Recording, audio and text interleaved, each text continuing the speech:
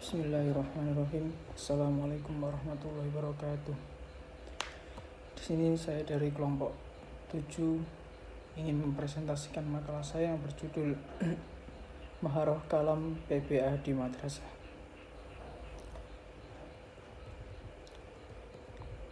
Kalam atau berbicara merupakan tindakan menyatakan sesuatu secara lisan, yakni ungkapan-ungkapan verbal yang bermakna sebagai media untuk mengusung maksud dan tujuan. Karena itu, berbicara erat kaitannya dengan proses komunikasi verbal dengan pihak lain sebagai mitra. Dengan berbicara, seseorang dapat menyampaikan sesuatu yang ada dalam pikiran atau benaknya kepada pihak lain. Tanpa berbicara, tentu saja orang lain tidak dapat mengetahui gagasan-gagasan atau ide-ide dari seseorang itu.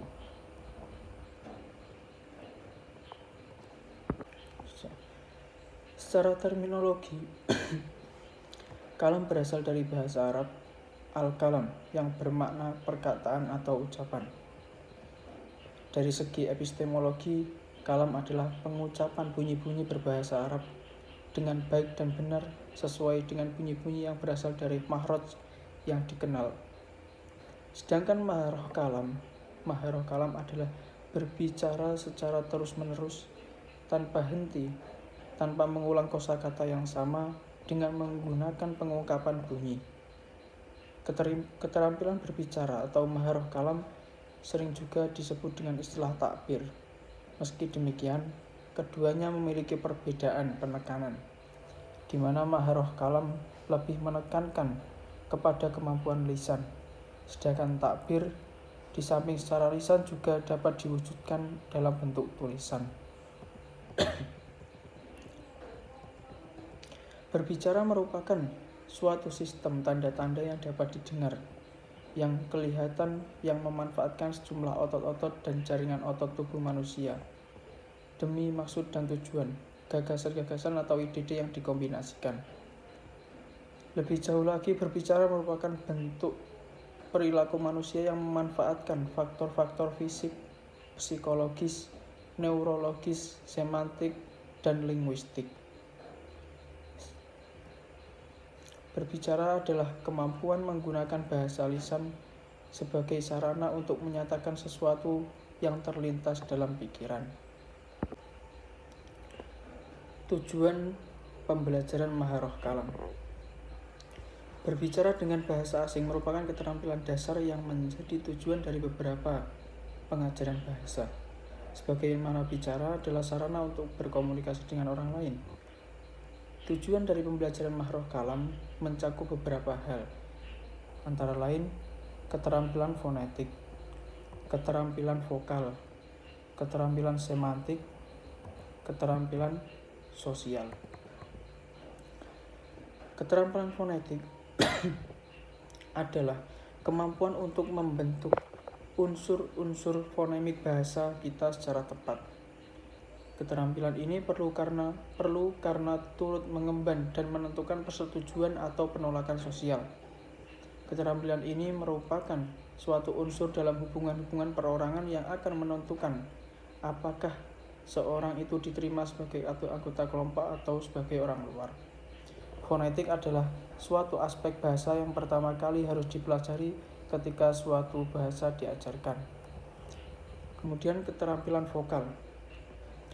Keterampilan vokal adalah kemampuan untuk menciptakan efek emosional yang diinginkan dengan suara yang bagus, suara yang jelas, bulat, dan bergema, menandakan orang yang berbadan tegap dan berpengaruh. Sedangkan suara yang melengking, berisik atau serak parau memperlihatkan pribadi yang kurang menarik dan kurang meyakinkan. Kemudian keterampilan semantik. Keterampilan semantik adalah kemampuan untuk mempergunakan kata-kata dengan tepat dan penuh pengertian. Untuk memperoleh keterampilan semantik, pembicara harus memiliki pengetahuan yang luas mengenai makna-makna yang tergantung dalam kata-kata, ketepatan, dan kepraktisan dalam penggunaan kata-kata. Kemudian keterampilan sosial. Keterampilan sosial adalah kemampuan untuk berpartisipasi secara efektif dalam hubungan-hubungan masyarakat. Keterampilan sosial menuntut agar kita mengetahui materi apa yang harus diyakini, yakni objek-objek yang dipertimbangkan untuk dikatakan. Kemudian bagaimana cara mengatakannya, yakni dengan jalan bagaimana pembicaraan sesuatu, kapan waktu mengatakannya, kapan waktu untuk tidak mengatakannya. Bab selanjutnya itu mengenai metode pembelajaran maharoh kalam. Metode adalah rencana menyeluruh penyajian bahasa secara sistematis berdasarkan pendekatan yang ditentukan. Definisi lain yang lebih jelas dikemukakan oleh J. Anthony yang menyatakan bahwa metode adalah prosedur atau rencana menyeluruh yang berhubungan dengan penyajian materi pelajaran secara teratur dan serasi, serta tidak saling bertentangan satu sama lain berdasar suatu pendekatan tertentu. Metode-metode tersebut diantaranya adalah direct method atau metode langsung, conversation method atau metode percakapan, kemudian silent way, metode guru diam, dan natural method. Perincian mengenai masing-masing metode akan dipaparkan. Pertama, metode langsung. Metode langsung adalah terjemahan dari bahasa Inggris direct method, sementara dalam bahasa Arab disebut al-thariqah al-mubasyarah. Metode ini menurut Azhar Arshad muncul sebagai reaksi penolakan terhadap metode al-qawaid wal tarjamah yang diklaim memperlakukan bahasa sebagai benda mati dan tak punya unsur hidup. Metode langsung berasumsi bahwa proses belajar bahasa asing sama dengan belajar bahasa ibu, yaitu dengan menggunakannya secara langsung dan insentif dalam komunikasi. Menurut metode ini, para pelajar bahasa asing dengan cara menyimak dan berbicara, sedangkan membaca dan menulis dapat dikembangkan kemudian. Metode ini disebut metode langsung karena selama pelajaran guru langsung menggunakan bahasa asing yang diajarkan, sedangkan bahasa murid tidak boleh digunakan untuk menjelaskan arti suatu kata atau kalimat menggunakan gambar-gambar atau peragaan. Karakteristik metode langsung. Karakteristik metode langsung dalam pembelajaran bahasa yaitu tujuan utamanya adalah penguasaan bahasa target secara lisan agar pembelajar bisa berkomunikasi menggunakan bahasa target. Kemudian materi pembelajaran berupa buku teks yang berisi daftar kosakata dan penggunaannya dalam kalimat. Kosakata itu umumnya konkret dan ada di lingkungan peserta didik atau pembelajar. Kaidah-kaidah bahasa diajarkan secara induktif, yaitu berangkat dari contoh-contoh, kemudian diambil kesimpulan. Kemudian kata-kata konkret diajarkan melalui demonstrasi, peragaan benda langsung, dan gambar. Sedangkan kata-kata abstrak melalui asosiasi, konteks, dan definisi. Kemahiran berbicara dan menyimak keduanya dilatihkan. Kemudian kemampuan komunikasi lisan dilatihkan secara cepat melalui tanya jawab yang terencana dalam pola interaksi yang bervariasi. Metode yang selanjutnya yaitu metode percakapan. Metode percakapan adalah sebuah metode yang berbasis pada pendekatan komunikatif karena dalam metode ini ada tuntutan interaksi yang aktif dan komunikatif antara pendidik dan peserta didik. Metode ini sering disebut dengan metode hiwar atau muhadasah. Metode percakapan dianggap sebagai jawaban atas kejenuhan peserta didik dalam pembelajaran bahasa yang mana dalam pembelajaran bahasa Arab metode yang digunakan oleh pendidik kurang variatif. Pendidik cenderung sering menggunakan metode gramatika terjemah dan ceramah yang menjadi penyebab bosan dan jenuhnya peserta didik. Metode percakapan adalah cara yang digunakan oleh pendidik untuk menyajikan bahan pelajaran bahasa Arab melalui percakapan, baik percakapan itu terjadi antara peserta didik maupun antara peserta didik dan pendidik yang disertai dengan penambahan mufradat atau kosakata baru dalam proses percakapan berlangsung. Karakteristik metode percakapan secara garis besar yaitu tujuan dari metode ini adalah melatih lidah anak didik agar terbiasa dan fasih bercakap-cakap dalam bahasa target. Kemudian Metode percakapan menekankan adanya interaksi dan komunikasi dua arah antara mutakalim, orang yang pertama, orang yang berbicara, dan mukhatab, orang yang mendengar, orang kedua. Kemudian dalam metode percakapan harus didahului dengan latihan istima' atau latihan mendengar. Peserta didik diperdengarkan secara berulang-ulang contoh teks percakapan yang akan didemonstrasikan. Kemudian latihan percakapan dalam metode ini mengambil topik tentang kehidupan sehari-hari atau kegiatan yang dekat dengan peserta didik. Kaidah bahasa yang diajarkan adalah kaidah yang bersifat komunikatif. Materi percakapan disesuaikan dengan taraf perkembangan dan kemampuan peserta didik. Metode selanjutnya yaitu metode alamiah. Adapun istilah alamiah dalam metode ini didasarkan pada suatu pandangan bahwa penguasaan suatu bahasa lebih banyak bertumpu pada pemerolehan bahasa kitab dalam konteks yang alamiah dibandingkan dengan pembelajaran aturan-aturan yang secara sadar dipelajari satu persatu. Fokus dari metode ini adalah makna dari komunikasi sejati dibandingkan pada ketepatan bentuk ucapan. Metode ini disebut dengan metode alami karena dalam proses belajar peserta didik dibawa ke alam seperti halnya pelajaran bahasa ibu sendiri.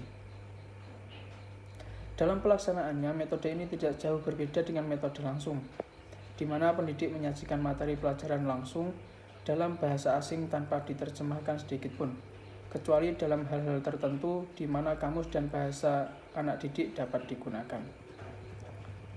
Karakteristik metode alamiah. Karakteristik metode alamiah secara umum adalah seperti berikut. Urutan pelajaran mula-mula diberikan kepada peserta didik melalui menyimak, istimak, baru kemudian kalam, percakapan. Pelajaran disajikan mula-mula memperkenalkan kata-kata yang sederhana yang telah diketahui anak didik, kemudian mempraktekkan benda-benda mulai dari benda-benda yang ada di dalam kelas, di rumah, di luar kelas, bahkan mengenal luar negeri atau negara-negara asing, terutama Timur Tengah.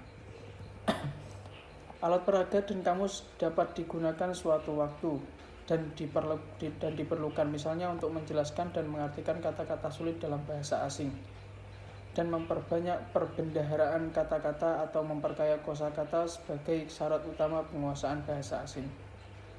Kemudian kemampuan dan kelancaran membaca dan bercakap-cakap sangat diutamakan dalam metode ini.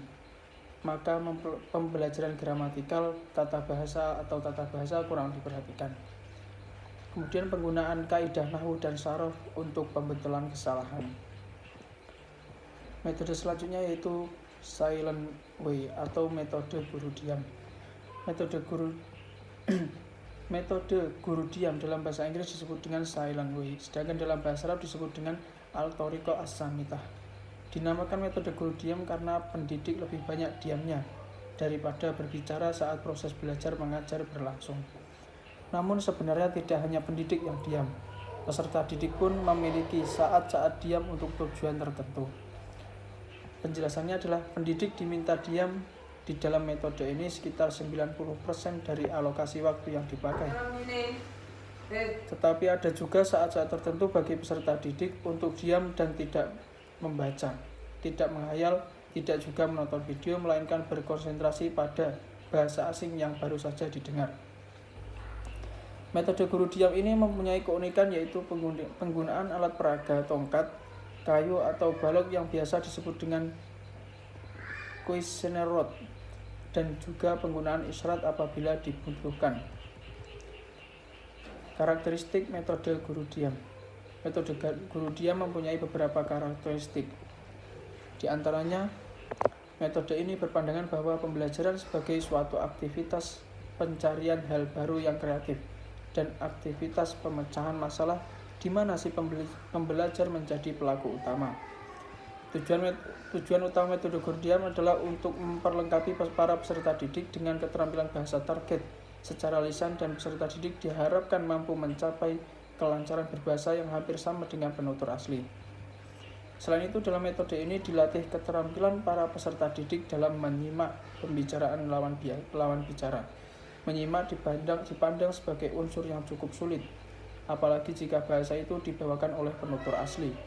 Oleh karena itu, latihan mengucapkan yang baik sebagaimana pada butir 2 di atas diikuti oleh latihan menyimak secara langsung, berulang.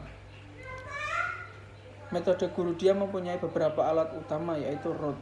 Root atau batang yang digunakan mempunyai bentuk seperti krayon berbentuk balok. Setiap batang mempunyai warna berbeda dan mempunyai panjang juga yang berbeda. Bab selanjutnya mengenai model-model maharoh kalam.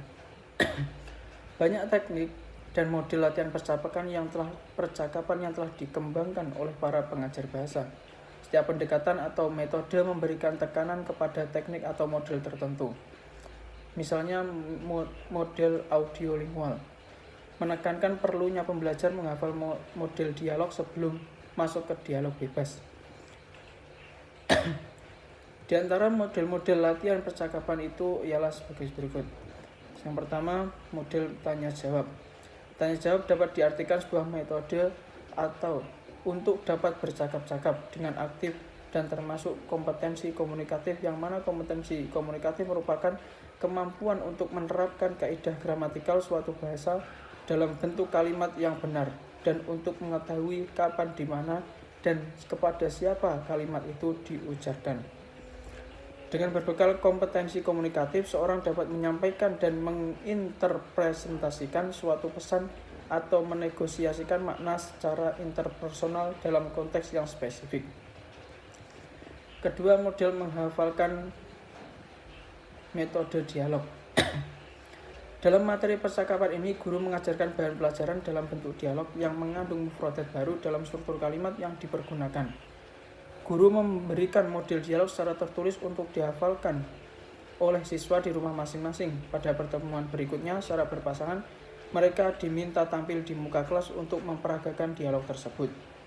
Untuk menghidupkan suasana dan melatih kemahiran bercakap-cakap secara wajar, siswa diminta untuk tidak sekedar menghafalkan dialog-dialog tersebut, tetapi juga mendemonstrasikannya dengan memperhatikan segi-segi ekspresi, mimik wajah, gerak-gerik, dan intonasi sesuai dengan teks yang ditampilkannya. Yang ketiga, percakapan terpemimpin. Di dalam percakapan terpemimpin, pengajar menentukan situasi atau konteksnya. Siswa diharapkan mengembangkan imajinasi sendiri dalam percakapan dengan lawan bicaranya sesuai dengan topik yang telah ditentukan.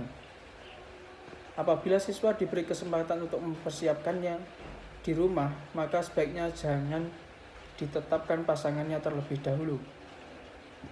Ini untuk menghindari kemungkinan siswa mempersiapkan dialog secara tertulis dan kemudian menghafalkannya. Kalau ini terjadi, akan mengurangi nilai spontanitas. Keempat, percakapan bebas. Dalam kegiatan percakapan bebas, pengajar hanya menetapkan topik pembicaraan. Siswa diberi kesempatan melakukan percakapan mengenai topik tersebut secara bebas. Sebaiknya siswa dibagi menjadi beberapa kelompok yang punya kesempatan yang cukup untuk berlatih. Pengajar dalam hal ini melakukan pengawasan terhadap masing-masing kelompok dan memberikan perhatian khusus kepada kelompok yang dinilai lemah atau kurang lancar dan kurang bergairah dalam melakukan percakapan. Sekian presentasi dari kelompok 7. Kurang lebihnya mohon maaf. Assalamualaikum warahmatullahi wabarakatuh.